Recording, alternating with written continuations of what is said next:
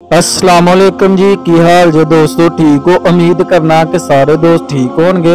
अच्छा जी, आ sign board लग गया जफरवालू शकरगार रोड ते ਚੱਕ ਦੋ ਪਿੰਡ ਦੇ ਬਿਲਕੁਲ ਲਾਗੇ ਜਿਹੜਾ ਪੈਟਰੋਲ ਪੰਪ ਆਂਦਾ ਪਿੰਡ ਵੜਦੇ ਹੀ ਤੇ ਉੱਥੇ ਮੇਨ ਦੇ ਉੱਤੇ ਹੀ ਇਹ ਸਾਈਨ ਬੋਰਡ ਲਾਇਆ ਗਿਆ ਤੇ ਇਹਦਾ ਮਤਲਬ ਇਹ ਹੈ ਕਿ ਡਰਾਈਵਰ ਹਜ਼ਰਾਤ ਲਈ ਇਹ ਜ਼ਰੂਰੀ ਐਲਾਨ ਹੈ ਕਿ ਇਸ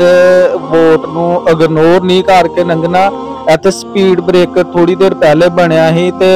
ਉਥੇ 2-3 ਐਕਸੀਡੈਂਟ ਹੋਏ ਸੀ ਤੇ ਇਹ ਵੋਟ ਲਾਉਣ ਦਾ ਮਕਸਦ ਇਹੋ ਹੀ ਹੈ ਕਿ ਲੋਕ ਸਲੋ ਲੰਘਣ। ਤੇ ਵੀਡੀਓ ਸਾਡਾ ਬਣਾਉਣ ਦਾ ਮਕਸਦ ਹੈ ਕਿ ਕੁਝ ਸਾਡੇ ਡਰਾਈਵਰ ਭਰਾ ਅਨਪੜ੍ਹ ਨੇ, ਉਹ ਪੜ੍ਹ ਨਹੀਂ ਸਕਦੇ ਤੇ ਇਧਰੋਂ ਜਾਂਦਿਆਂ ਸ਼ੱਕਰਗੜ੍ਹ ਵਾਲੀ ਸਾਈਡ ਤੋਂ ਅਮਾਲ ਕੋਕੇ ਤੋਂ ਥੋੜੀ ਜੀ ਅੱਗੇ ਜਿਹੜਾ ਰੋਡ ਨਵਾਂ ਬਣਿਆ ਦਾ ਉਹਦੇ ਲਾਗੇ ਵੋਟ ਲੱਗਾ ਦਾ ਤੇ